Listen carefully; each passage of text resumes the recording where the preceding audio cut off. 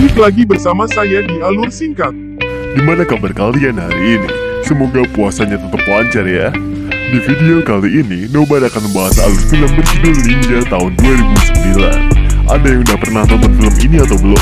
Film yang dirilis tahun 2009 ini menceritakan tentang dua murid ninja terbaik yang mempunyai tujuan berbeda. Casey, seorang murid yang memang ingin mengembangkan keahlian ninjanya, sedangkan Masazuka, seorang murid yang serakah yang ingin merebut Yoruibitsu, yaitu seperangkat armor dan senjata yang diturunkan oleh anggota ninja terakhir dari klan Koga. Namun akibat keserakahannya, si guru terpaksa mengusir Masazuka hingga ia mulai membabi buta untuk membalaskan dendamnya. Kira-kira bagaimanakah keseluruhan alur ceritanya? Oke, gak usah lama-lama, langsung aja kita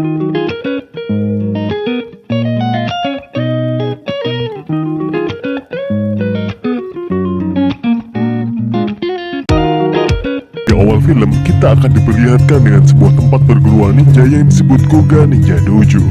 Di sana terlihat seorang pria bernama Casey tengah berlatih dengan seorang wanita bernama Namiko yang merupakan anak dari Sensei Dojo. Tak lama kemudian, Sensei datang dan mengingatkan mereka tentang konsentrasi saat berlatih. Malam harinya, Sensei membuka peti Yoruibitsu, seperangkat armor dan senjata yang diturunkan oleh anggota ninja terakhir dari klan Koga. Hanya orang yang hatinya bersih yang bisa mewarisi Yoruibitsu untuk menjadi seorang ninja. Suatu hari, Sensei mengumpulkan semua muridnya dan mengatakan bahwa Casey dan Masazuka adalah murid terbaiknya. Namun Masazuka nampak tidak terima karena ia hanya ingin dirinya lah yang menjadi satu-satunya murid yang terbaik di dojo. Selesai berlatih, terlihat Namiko sedang menghampiri si Casey. Di waktu yang bersamaan, Masazuka melihat mereka berdua dan mulai cemburu. Ia pun melampiaskan kecemburuannya dengan berlatih.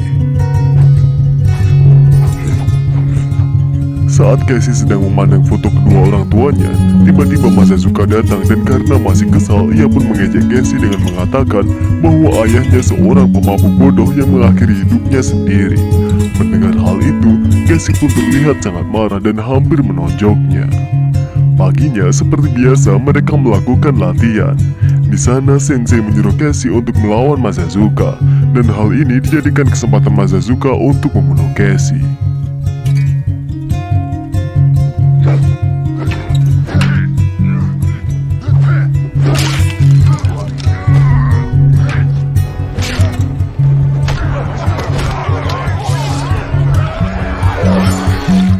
Akibat dari kejadian itu, Sensei pun marah dan langsung mengusir Masazuka karena telah melanggar aturan dojo.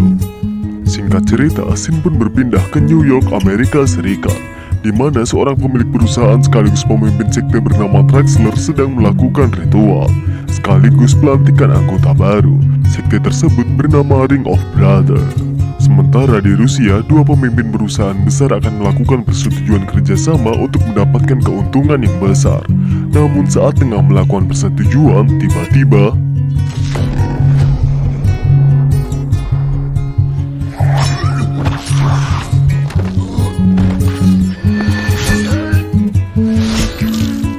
ninja misterius itu membantai semua orang secara brutal.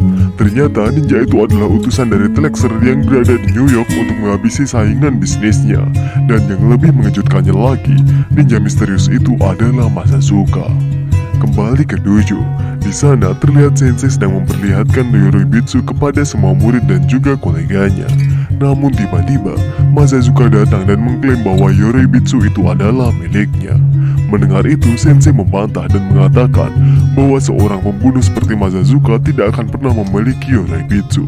Sebelum pergi, Masazuka memberikan sedikit ancaman kepada Sensei dan semua orang di sana. Malamnya, Sensei menyuruh Casey dan Namiko untuk membawa Yoruibitsu pada salah satu teman yang berada di Amerika. Ia terpaksa memindahkan Yoruibitsu untuk mengantisipasi hal yang tidak diinginkan.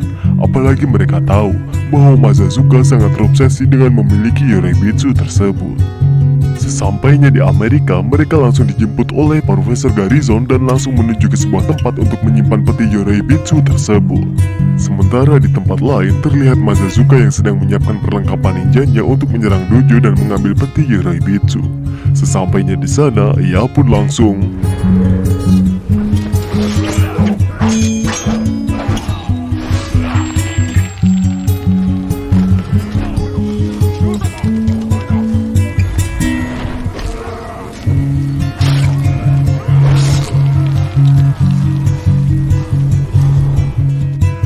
Setelah berhasil menghabisi semua orang, akhirnya Mazazuka pun bertemu dengan Sensei.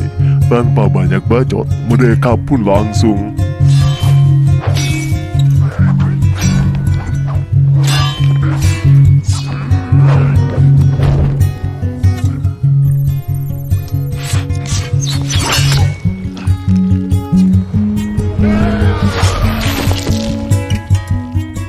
Sementara itu, Namiko yang khawatir terus menghubungi ayahnya memakai ponsel Profesor Garrison. Namun tidak ada jawaban sama sekali. Hingga akhirnya Mazazuka melihat panggilan masuk dari Profesor Garrison. Seketika itu juga, Mazazuka meminta Traxler untuk mencari Profesor Garrison, sekaligus menangkap Casey dan juga Namiko. Casey yang kangen pada ibunya memutuskan untuk mencari alamat ibunya. Namun saat mendatangi alamatnya, dia harus mendengar kabar bahwa ibunya telah meninggal beberapa bulan yang lalu akibat sakit stroke.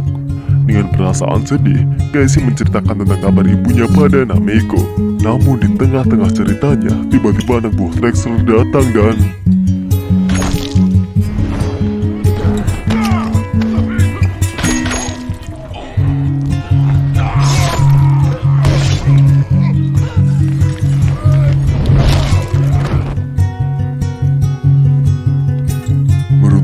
Casey dan Namiko berhasil lolos. Meskipun mereka harus meninggalkan Profesor Garrison yang telah tewas, mereka kemudian bersembunyi di hotel untuk sementara waktu. Saat sedang membicarakan plot selanjutnya, tiba-tiba mereka dikejutkan dengan berita bahwa mereka berdua lah yang membunuh Profesor dan juga beberapa anak buah Traxler, sehingga mereka pun menjadi buronan polisi. Di lain tempat, Mazazuka terpaksa mengcancel penerbangannya ke Amerika karena penerbangannya sudah penuh. Terlihat saat itu ia memperhatikan seorang pria yang membawa tiket pesawat dan tiba-tiba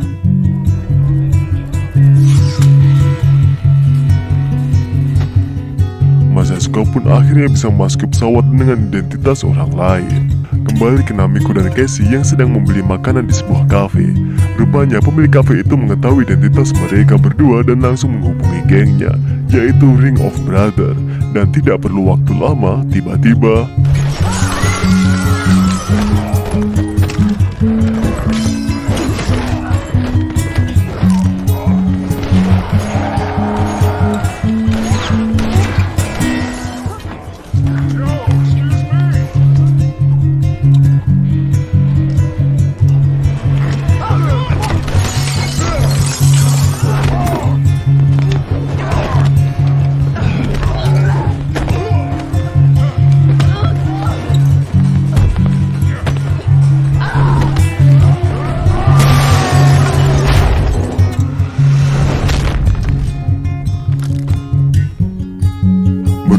Casey dan Namiko berhasil melumpuhkan mereka semua. Namun ternyata permasalahan belum juga selesai, karena polisi Amerika telah menangkap mereka berdua.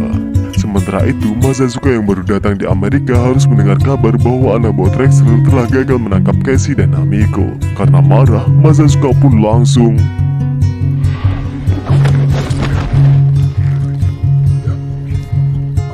Sebelum pergi, Mazazuka menyuruh Traxler untuk mendoakan Mazazuka menemukan mereka berdua.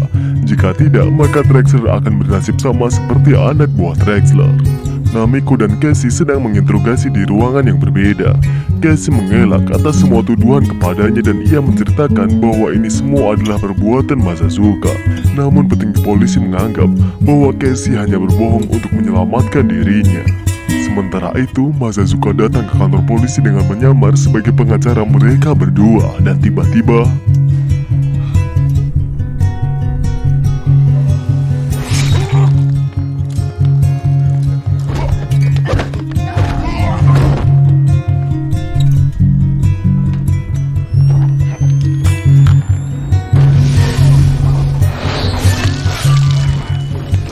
karena khawatir pada Namiko, Casey pun berusaha membuka borgolnya dengan menendang-tendang meja.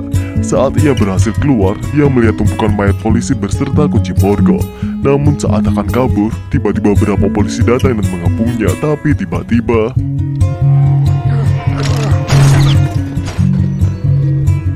setelah itu, Casey mengikuti Mazazuka yang membawa Namiko ke atap gedung. Dan tanpa basa-basi, Casey pun langsung melawan Mazazuka.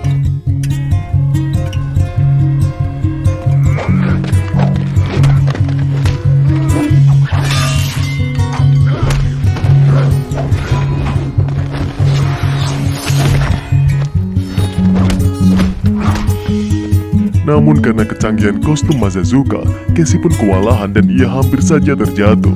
Di saat bersamaan, sekelompok polisi mengikuti mereka ke atap gedung. Namun ternyata mereka terlambat, karena Mazazuka sudah membawa Namiko terjun dari atap dengan menggunakan kostumnya. Melihat itu, Casey pun berusaha untuk mengejar Mazazuka. Namiko diikat dan disekap di sebuah ruangan. Mazazuka menanyakan keberadaan Yoribitsu.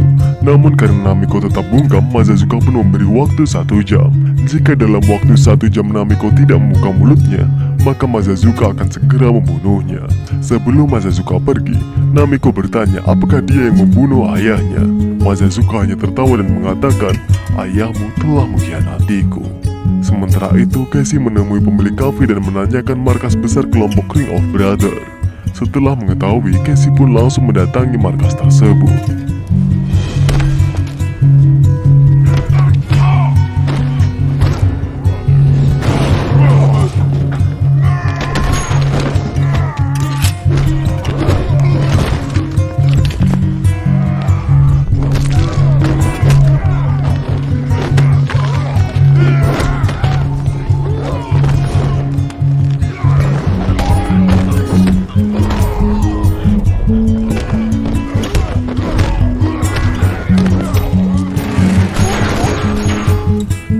Setelah berhasilkan melumpuh semua anak buahnya, sekarang giliran Drexler. Sementara di tempat lain, terlihat Mazazuka yang hendak membunuh Namiko karena tetap tidak mau memberitahu keberadaan Yoribitsu. Saat akan menyayat lehernya, tiba-tiba Casey menelpon menggunakan HP Drexler dan memintanya untuk melepaskan Namiko. Mazazuka berjanji akan melepaskan Namiko jika Casey menyerahkan peti Yoribitsu kepadanya. Tanpa pikir panjang, Casey pun menyetujui tawarannya. Setelah itu, Casey menuju tempat penyimpanan peti dan akan mengambilnya secara diam-diam. Namun saat itu, dia bertemu dengan polisi dan langsung menodongkan pistolnya ke arah Casey. Tapi beruntung, kali ini polisi tersebut percaya dan membiarkan Casey mengambil peti Yoribitsu. Singkat cerita, Casey dan Mazazuka pun bertemu di suatu tempat. Casey yang melihat peti Yoribitsu berada di depannya langsung melepaskan Namiko. Namun setelah membukanya, ternyata peti itu sudah kosong dan ternyata Casey telah memakai Yoribitsunya. Melihat hal itu, Mazazuka pun sangat marah. Di saat bersamaan, Drexler menyuruh anak buahnya untuk membunuh Mazazuka dan juga si Casey. Tak lama kemudian, mereka pun datang untuk mengantarkan kematiannya.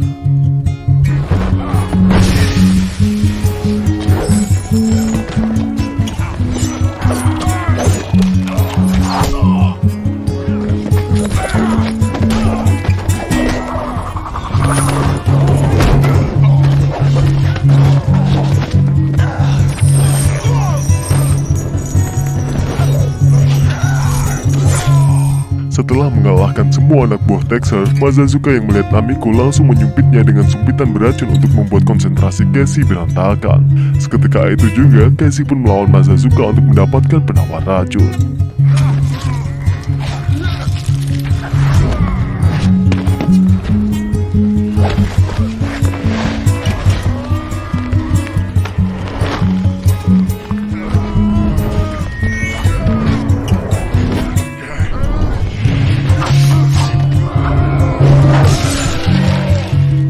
Setelah berhasil mengalahkan Mazazuka, Casey segera menghampiri Namiko yang sudah sekarat.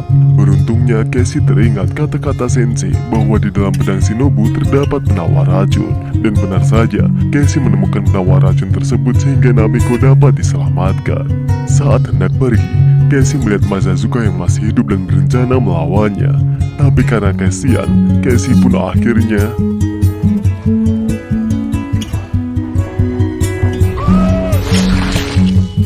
paginya, petinggi kepolisian menghampiri si Casey dan juga Namiko. Tapi kali ini petinggi polisi percaya bahwa mereka bukanlah pelaku pembunuhan. Di akhir cerita, kita akan diperlihatkan di mana Casey dan Namiko kembali ke Jepang. Mereka juga menjadi sepasang kekasih yang meneruskan perguruan Kago Ninja Dojo. Dan film pun selesai.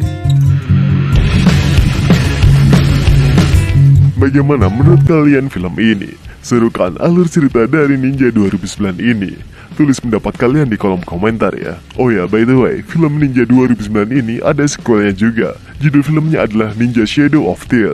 Dan juga alur ceritanya nggak kalah seru sama Ninja 2009. Tapi tenang aja, Nobar akan menceritakannya secara tuntas untuk kalian semuanya. Jadi tunggu episode berikutnya. Yang jelas dari film ini kita bisa belajar satu hal, yaitu janganlah serakah, apalagi sampai menghalalkan segala cara hanya untuk mendapatkan sesuatu yang itu bukan milik kalian. Oke, segitu dulu untuk hari ini. Jangan lupa untuk like, komen, dan share videonya.